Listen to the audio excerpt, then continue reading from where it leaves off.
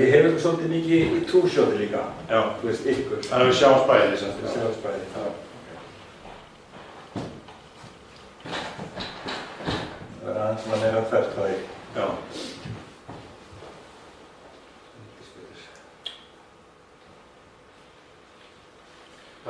Hvernig, hérna nú er bara komin inn. Já. Og you want to say outside that I already said to her, I'm going to take you to jail. Yeah. And then you suddenly sitting here, and I said, well, how does it feel to be finally in court? In this whole okay. Þannig að ég byrja bara hérna. Á túrsjóti? Ég er bara í túrsjóti. Svo fer ég bara inn á þegar að byrja að tala. Já. Okay, þá þurfum við bara... And he also, at that point you just told me that you became a whistleblower. You're not yet started to tell the story what happens afterwards. Okay. So you just at the point you told me you got to be a whistleblower, and then we started by some welcome here, and now you're here, and then we take the point from there, what happened afterwards. Mm-hmm. You know, how you had to, run away from your own country. Yeah. You and David together. Yes. Yeah. Ok, og ætlar að klappa... Einhverju meira. Rúlar ekki að þér? Já. Heimir, klappaði? Ok. Ok. Býta aðeins og vinir. Aðeins að stilla. Ok.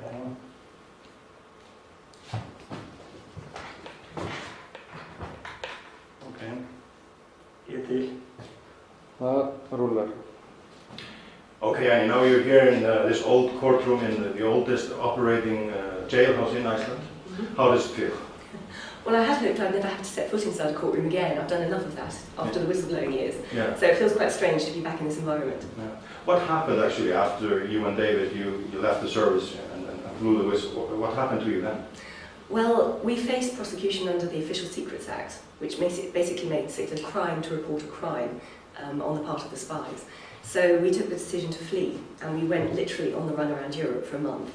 And then I went back and faced arrest, and I was released on police bail. And David found a little French farmhouse to hide in.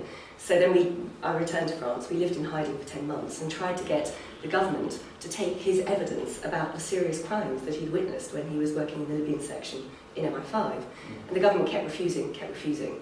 So after about 10 months of this, he went back to the newspapers and said, come on, let's do the story about the Gaddafi assassination plot. At that point, the British government sent an urgent extradition request on a Friday afternoon, which British bureaucrats never do. And they said that David was some super spy, traitor, selling secrets to a hostile power, and they wanted him extradited from France. We were in Paris at that point, talking to the newspapers about getting the Gaddafi assassination plot out into the newspapers. And this request came in, and he was just scooped off the streets and disappeared into the French legal system. Just like in Spy Story? It was, yes. He was actually returning to the hotel where I was waiting for him, and as he came into the foyer, all these secret police officers converged on him and took him away.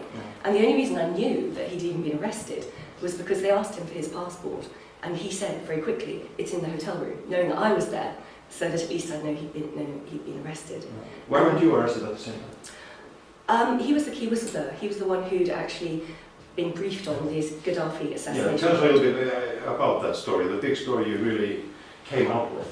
Well, this was the reason we quit, and this is the reason we went public. And effectively what happened was a Libyan military intelligence officer, who was codenamed Tomworth, approached an MI6 officer saying that he had a ragtag group of Islamic extremists in Libya, and he needed help to fund a coup attempt against Colonel Gaddafi.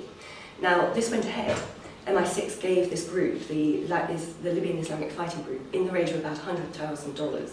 And they funded this attack, which was illegal under UK law, which obviously went wrong in 1996 because Gaddafi survived for another 15 years to be assassinated by the same group last year. And it killed innocent people, both in the explosion and the ensuing security shootout. So we had not signed up to be part of an intelligence community that was funding terrorist attacks abroad in illegal operations and killing innocent people. So that's why we left, and that's why he went public. But that was very much his experience, his story. So he was the key whistleblower, and that's why they put him in prison. I was arrested, as were many of his friends and his relatives and journalists, but I was never charged or convicted of anything. And your home's returned? Upside down. Oh, they were ripped apart in a counter-terrorism style search. I don't know what they thought they were looking for. They went in with a warrant to take anything relating to MI5, but they took love letters, my underwear, everything. Yeah. And they also ripped it apart. Even the bath, the carpets, the floorboards were all ripped up. It was a real mess. The image we have, you know, non-UK citizens of the Secret Service in UK is of course MI6 James Bond, and then maybe a friendly old guy like Alec Guinness in John le Carre's stories, but it's not like that. No, I mean, theoretically it could be a very good job to do, because you have the opportunity to make a difference, to investigate people who want to destroy the British way of life, who want to plant bombs and harm people. And there are bad people out there. Of course there are bad people out there, but there's no doubt about it that the spies artificially inflate that threat in order to preserve their territory, their empire as well. Yeah. So it's a very difficult balancing act, and the British government really doesn't have any idea what the spies get up to. They are the least accountable intelligence community in any Western democracy. There is no meaningful oversight in Parliament. There is a committee called the Intelligence and Security Committee, but they can only look at policy, finance and administration. So if the spies make a huge mistake, they can cover it up, and they did. If they carry out illegal activities, they can lie about it. So the politicians say they know what the spies are doing, but they have no clue. So by both the MI5 and MI6 are very protected by many laws. Hugely, yes. I mean, they've got the Official Secrets Act, which means that if you blow the whistle on their crimes, you are the one who goes to prison. It also means that any journalist who reports that story can also go to prison for 2 years. And they can confiscate their notes? They can take their notes under production orders, they can gag the press with injunctions, super injunctions or governmental injunctions. They can use terrorism laws to force journalists to hand over notes. As you guys know. Yeah. They have very strong libel laws, which they use to stifle freedom of expression. So there's this whole range of different means. That doesn't rhyme with democracy. No, absolutely not. I think because Britain has a very British historic muddle when it comes to their intelligence agencies. They've sort of evolved over 100 years. They've never got to grips with what it means to have an intelligence agency within a modern functioning democracy. But then actually calling Britain a modern functioning democracy is, overstating the case. Yeah. We don't even have a written constitution. So. No. And one other thing that struck me when I was listening to you talking to the Icelandic press the other day is the life of the whistleblower is no dance with roses. No, when you take the decision to go public, when you blow the whistle, you turn your life inside out and upside down. Not only do you face prison, but you also lose your job, your career. You become unemployable for future careers. It's very difficult to make a living. And also you tend to lose most of your friends and support, because we tend to socialise inside the agency. And also... You're marked. You're marked, yes, of course, and you have a reputation shred. So, for example, in the UK, there's very close connections between the media and the intelligence agencies. It's very easy for the intelligence agencies to dismiss whistleblowers and plant stories about them and say, oh, they're a fantasist, or they're too junior to know what they're talking about, as they did with Dr. David Kelly in the Iraq War, even though he was the world's leading expert on that subject. So there is no going back. Once you take that fatal step, it is indeed like being a Victorian fallen woman. There is no going back to your old life. It's very hard. And I've heard this from many other intelligence whistleblowers, particularly from the States, people like Tom Drake and Colleen Rowley, Ray McGovern. A whole slew of whistleblowers have come out recently and gone through exactly the same process. Yeah. You're in an executive position for LEAP in Yes. Europe. As such a representative, you have been giving lectures and you connect maybe what people don't do normally, and you connect the three wars: the wars against drugs, the wars on terrorism, and the wars about the internet. Yes. Well, I've sort of come to this conclusion because after the whole whistleblower case died down and everything, I became an activist, and I'm also a writer and a speaker. So I do a lot of research into all these interconnected issues, and it seems to me that all these three wars have historically and to this day continue to be used as the war against freedom. They are an excuse by the powers that be to crack down on the people and to take away our basic liberties, which we've struggled to win over 500 years. So, for example, the war on drugs has been in place for 50 years.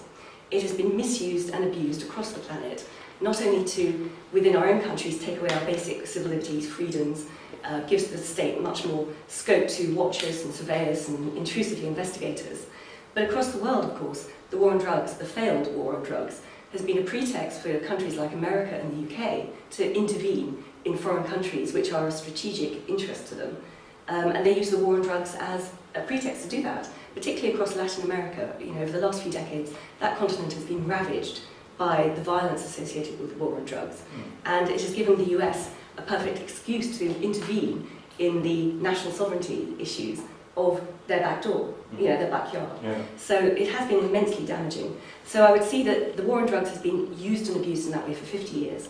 The war on terror is now the new hot thing, and that's been going for 10 years, since 9/11. And the war on the internet, again, is a way of, in cyberspace, trying to crack down on individual civil liberties, to crack down on our freedom to ingest information, our freedom to speak freely about that information.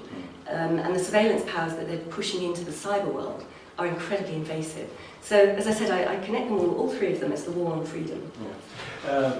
The Interior Minister of Iceland has announced that he would like to put in action some laws that would close down hardcore pornography on the internet. This is surely a noble cause to do. I mean, we're talking about child pornography and so on. But is that a step in that direction anyhow? Even though it's to prohibit, nasty things like child pornography? Well, I absolutely agree that children do need to be protected against access to violent pornography, but I do think this is the wrong way to go about it. Because as soon as you put a law in place that can restrict and censor information on the internet, then you have to have the technology that can inspect that information and trace where it's coming from, where it's going to. Once you have that technology, it can be spread out into other issues. So, for example, 10 years down the line, there might be more draconian government here in Iceland, and suddenly they want to ban another form of internet communication. So that's how free speech can be eroded. And there are other ways that censorship, other than censorship, that pornography can be stopped. And parents can put filters on their computers, they can guard their children against it. But for a state to intervene in the free flow of information is a very dangerous path to go down, I think. Another thing, many people would not agree with you that the war on drugs is lost, and they would say, "Are you promoting, drug use by saying the war is lost and we have to, go to something alternative to fight it?" Absolutely not. I'm here representing LEAP, which is Law Enforcement Against Prohibition. And this is a global organisation with over 80,000 supporters worldwide, and a presence in over 100 countries. And who are in this organisation? A whole range of people, serving and former police officers, lawyers, judges, prison governors, customs officers, spies, even some former drug czars. So the former drug czar of the EU is on our advisory board, the former drug czar of India is on our advisory board. So these are not hairy hippies saying, let's free the weed and smoke a joint. We are speaking about this issue from our professional experience. And across the board in law enforcement globally, we do know that the war has been lost. What is the alternative? Well, there are a number of alternatives, and we're already seeing some of them across Europe particularly, where a number of countries have decriminalised the use of drugs. So Portugal, Switzerland, the Netherlands famously do not criminalise people for using drugs. They would see it as a health issue, and if people need help, they would get that help. And of course, even in America, 2 states, Washington and Colorado, have now legalised all forms of cannabis use. So there are shifts already, and across Latin America, a number of governments... And you call this harm reduction? This is decriminalisation, so you're not criminalising the users. Yeah. And this is a good step in the right direction, but LEAP's position would be that we need regulated control of the black market in drugs as well. So the decriminalisation protects the users, but it leaves the control of this global drug market in the hands of criminals and terrorists. Yeah. And this market is worth $500 billion a year. And it's been the biggest explosion of crime, ever globally. And about bigger than Al Capone and his colleagues. Yeah, it's huge. I mean, it's exactly the same principle. Prohibition of alcohol failed in the States. And in fact, the reason it was dropped was because the mothers of the children saw that the prohibition of alcohol was causing violence within their communities, and they wanted to protect their children by ending prohibition. Yeah. And we're seeing this again and again now with the drug war as well. I mean, we work with, there's a group within LEAP, a subgroup called Cops and Moms, because the mothers are aware that these organised crime gangs bring violence to their streets. These organised crime gangs have access to children through a completely unregulated market and can push their wares on children. Yeah. Now, as soon as you have a regulated market, under government control potentially, one, you can control the flow of whatever drugs are out there in the same way we already do with alcohol and tobacco, but also you can tax that trade And I have to say, with the current financial woes globally, can any country afford not to even at least debate the possibility of regulated control? Well, just to wrap up, but you are going to you're going to put that argument to university students later today, and you have more lectures here. So just to wrap up, do you have the feeling that that the discussion in the world is changing, or is it stagnant? No, it is changing. You can see that even at the international level within the UN, where now they do talk quite openly about decriminalisation or harm reduction, whatever you want to call it. 10 years ago, they wouldn't even go near that subject. So I think it's just a matter of time. And it is a big cultural shift to make, but I would reiterate that the war on drugs causes massive harm and violence globally. And it also creates problems within our local communities and puts our children at greater risk than a regulated, controlled, strictly controlled market would do. Hi, Machon. Thank you for coming to challenge. Thank you.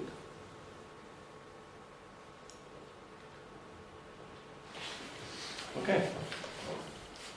Okay. Thank you. Thank you. Ég spá kynningin inn á hann. Já, sko við syns ég ætla að labba hérna niður bara aðeins göttuna og koma á húsinu og þá, sko ég ætla að segja við hana, sko ef ég segði á göttu myndi hvarla að mér og það hefði verið njósnaði.